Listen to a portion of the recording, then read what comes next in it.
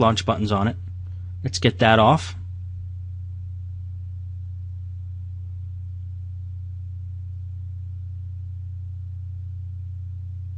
That appears to be attached by a cable, ribbon cable.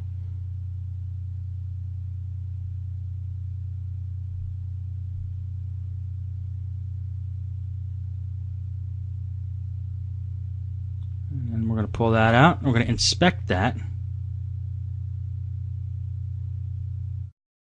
And we're actually going to see that there's water damage right there along one of the buttons. So we definitely want to get that cleaned up, that corrosion. See that white? That's from the liquid.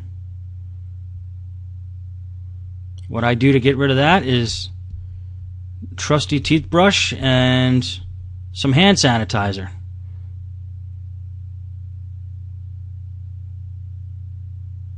I just put a little bit on the end of the toothbrush and run it out here of hand sanitizer, but we'll just squeeze a couple drops on there.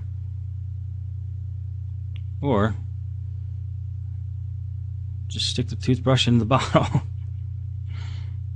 You don't want to use too much because you want it to evaporate. You don't want any more moisture on these circuit boards. And you just wipe it off. Clean it off real good.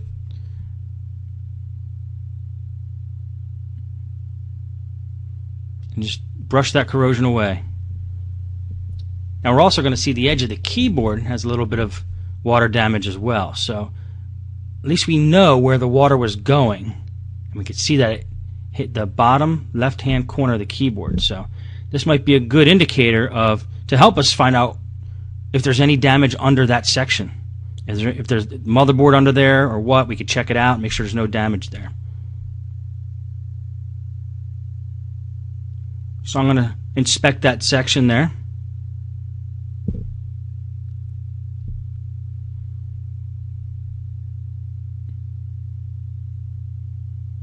I'm going to clean up any little spots that I could see.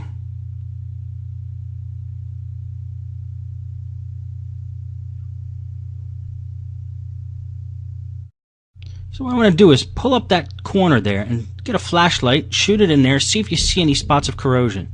We might not have to take the whole computer apart to get this one done.